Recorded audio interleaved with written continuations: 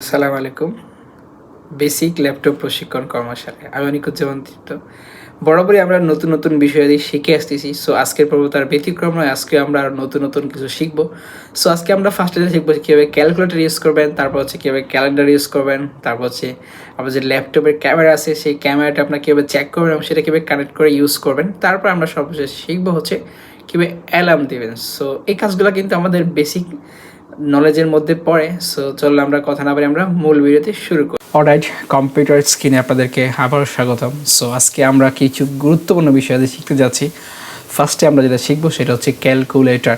So আমরা কীভাবে ল্যাপটপের মধ্যে ক্যালকুলেটর ব্যবহার করব। সো আপনাদের এখানে যে টাস্ক বার দেখতে পাচ্ছেন যে সার্চ, আপনার এই সার্চের মধ্যে আপনি যদি লেখেন CAL, সো দেখেন বন্ধুরা, আমি যখন CAL লিখেছি তখন কিন্তু আমার এখানে ক্যালকুলেটর অ্যাপসটা কিন্তু চলে আসছে। সো আমরা এখান থেকে ওপেন করে নিব।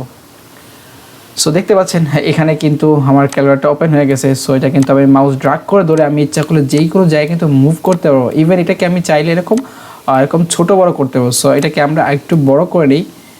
সো আপনাদেরকে আপাত দৃষ্টিতে মনে হবে যে ক্যালকুলেটর ইউজ করবো, সেটা আবার দেখার কি আছে। সো আপনারা যারা ইউজ করে আসতেছেন অনেকদিন ধরে, সো আপনারা, আমি শিওর যে আপনারা এখানে অনেক কিছুই জানেন না। সো এই জন্যই আপনাদের কাছকে এটা দেখাবো, যেহেতু এটা আপনাদের চোখের সামনে দিয়ে ইউজ করে আসছে, কিন্তু ভিতরে গিয়ে আপনারা দেখেন নাই যে এটা কত অ্যাডভান্স লেভেলের ইউজ করা যায়।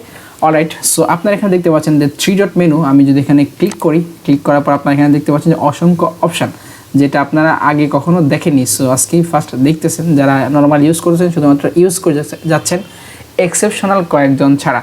সো এখানে দেখতে পাচ্ছেন যে স্ট্যান্ডার্ড। আমরা যখন স্ট্যান্ডার্ডে ক্লিক করার পর কিন্তু আমাদের এরকম একটা অপশান চলে আসবে। সো আমরা এখানে কিন্তু যোগ বিয়োগ গুণ ভাগ করতে পারবো। সো দেখেন আমি এখান থেকে 50 দিলাম, দেওয়ার পর এখানে দেখতে পাচ্ছেন যোগের সাথে আমি এখান থেকে 5 করে দিলাম। সো এখান থেকে ইকুয়াল দিয়ে দেখতে পাচ্ছেন যে 55 আমার চলে আসছে। সো তারপরে যদি আমি এটাকে এখান থেকে যেখানে সি দেখতে পাচ্ছি এখানে যদি ক্লিক করি, তাহলে দেখবেন যে পুরো যে ডাটাটা সেটা কিন্তু ক্লিয়ার হয়ে যাচ্ছে। সো তারপরে যদি আমরা এখান থেকে 6 × 6 দিলাম, দেওয়ার পর হচ্ছে আমরা এখান থেকে কি ওই দেবো, দেখতে পাচ্ছেন এখানে কি আমার 36 হয়ে গেছে। তারপর সিই দেখতে পাচ্ছেন, আমি যখন সিএতে ক্লিক করবো তাহলে কিন্তু আমার পুরো ডাটাটা কিন্তু ক্লিয়ার হয়ে যাবে। সো তারপর এখানে দেখতে পাচ্ছেন যে হিস্ট্রি। সো আপনি এখানে ক্লিক করেন, দেখতে পাচ্ছেন আপনি যে যুগগুলো করেছেন সেইগুলো কিন্তু, মানে যে কাজগুলো আপনি করেছেন সেই কাজগুলো কিন্তু এখানে আপনি চাইলে পরবর্তীতে দেখতে পারবেন। সো আবার আপনি চাইলে এখান থেকে হিস্ট্রি কিন্তু এখানে ডিলিট করে দিতে পারবেন। অলরাইট, সো আমরা তারপর দেখবো যে এখানে যে 3 ডট মেনু, এখানে আমরা আবার ক্লিক করবো দেখতে পাচ্ছেন এখানে কিন্তু বিভিন্ন অপশান রয়েছে। সো আপনি চাইলে এখান থেকে সাইন্টিফিক যে ক্যালকুলেটর আছে সেটা ইউজ করতে পারেন, তারপর হচ্ছে গ্রাফেরটা ইউজ করতে পারেন। প্রোগ্রামার যারা আছে তাদের জন্য এটা খুবই ইম্পর্টেন্ট। তারপর হচ্ছে ডাটা ক্যালকুলেশন, সেটাও করতে পারেন। তারপর আপনার যে কনভার্টার দেখতে পাচ্ছেন, সো এখানে বিভিন্ন কনভার্টার আছে। আপনি কারেন্সি কনভার্ট করতে পারেন, ডলার থেকে টাকা, টাকা থেকে ডলার। তারপর হচ্ছে এখানে দেখতে যে ভলিউম আছে এটা করতে পারেন। তারপর হচ্ছে আপনার যে লেন্থটা সেটা কিন্তু এখানে মেজার করতে পারেন। তো তারপর এখানে ওয়েট মাপতে পারেন। তারপর এখানে টেম্পারেচার দেখতে পারেন। তারপর হচ্ছে এনার্জি, এরিয়া, স্পিড, টাইম, পাওয়ার, ডাটা, প্রেশার, অ্যাঙ্গেল। সো দেখেন এখানে কিন্তু অনেকগুলো অপশান রয়েছে। সো আমরা একটা করে আজকে দেখব। সো আমরা ফার্স্টে সাইন্টিফিক, সো দেখতে পাচ্ছেন আবার সাইন্টিফিক ক্যালকুলেটর কিন্তু এখানে চলে আসছে। যারা এরকম ফিজিক্সের ম্যাথগুলো করেন তো তাদের জন্য কিন্তু এটা আপনি ইউজ করতে পারেন। অলরাইট, তারপর আমরা এখানে ক্লিক করবো দেখতে পাচ্ছি গ্রাফ। সো এখানে দেখতে পাচ্ছেন যে গ্রাফের একটা অপশান চলে আসছে। সো এটা আমি জানি না আসলে কোন কাজে ব্যবহার হয়, এই জন্য আমিও বলতে পারতেছি না। সো আপনারা যারা গ্রাফ সম্পর্কে আইডিয়া আছে তারা আপনারা অবশ্যই দেখে নেবেন। সো এখানে আমরা আবার ক্লিক করবো যে প্রোগ্রাম। সো প্রোগ্রাম যারা ইউজ করেন তারা এখান থেকে বুঝতে পারেন ভালো। সো আমরা এখানে চলে যাব। সো আমরা এখান থেকে দেখবো হচ্ছে ডাটা ক্যালকুলেশন।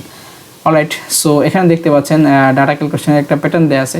সো আমরা এখানে ফ্রমে ক্লিক করার পর সো আমরা এখান থেকে যদি আমাদের জন্মসাল আছে সেটা আমরা যদি এখান থেকে সেট করে নিই 10।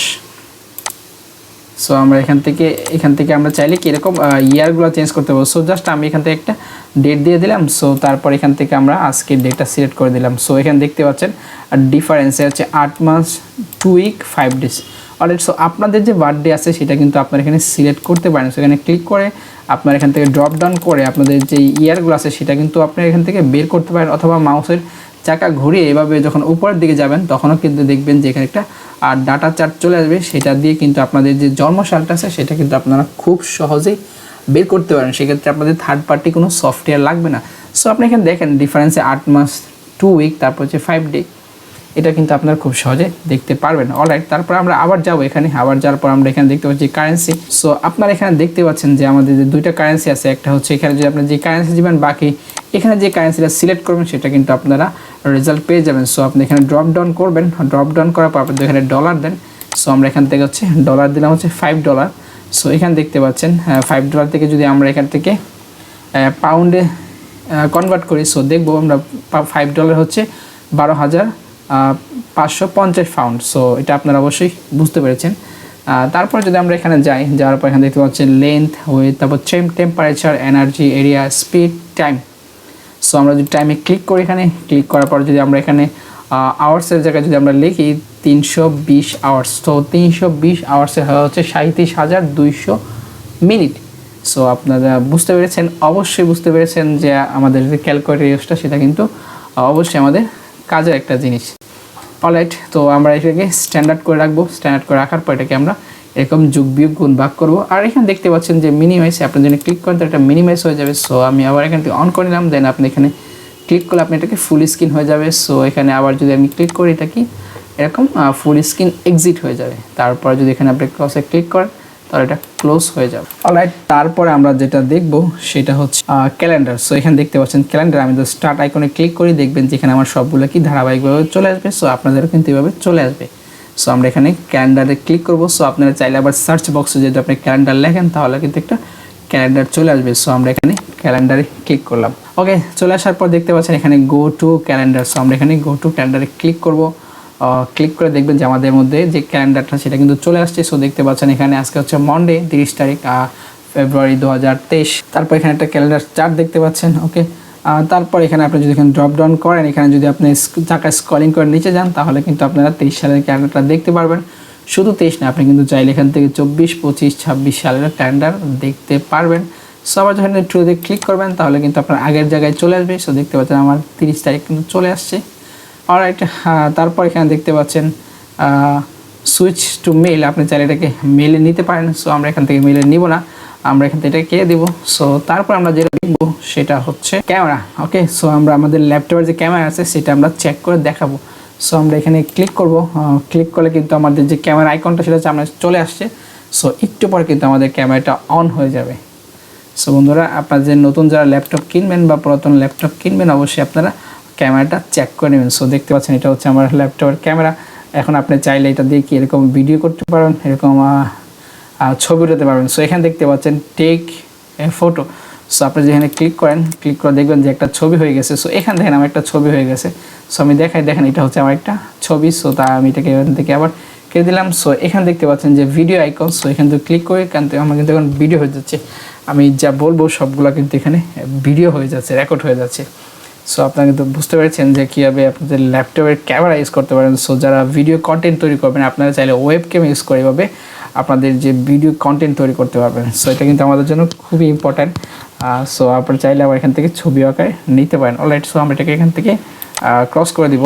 ওকে, তারপর আমরা শিখবো এখান থেকে হচ্ছে ক্লক। আমরা এখানে ক্লিক করব। ক্লিক করার পর আমাদের ক্লকটা কিন্তু আমাদের সামনে ওপেন হয়ে যাবে। সো দেখতে পাচ্ছেন আমাদের এখানে ক্লকের যে চার্টটা সেটা কিন্তু এখানে চলে আসছে। সো এখানে কিন্তু অনেকগুলো অপশান রয়েছে, আমরা সবগুলো জানবো না। তো সবগুলো আমাদের জানার প্রয়োজন নেই, শুধুমাত্র বেসিক যেগুলো দরকার আমরা সেগুলো এখান থেকে শিখবো। সো প্রথমে দেখতে পাচ্ছেন এখানে হচ্ছে টাইমার। সো আমরা যদি ক্লিক করি এখানে কিন্তু টাইমার দেখতে পাচ্ছেন 1 মিনিট, 3 মিনিট, 5 মিনিট টাইমার দেওয়া। সো ওই টাইমের মধ্যে আপনি কোনো কাজ করতে চাইলে কিন্তু একটা করতে পারবেন টাইমার দেখে দেখে। সো তারপর দেখতে পাচ্ছেন হচ্ছে অ্যালার্ম। সো আপনি এখানে কিন্তু চাইলে একটা অ্যালার্ম সেট করতে পারেন।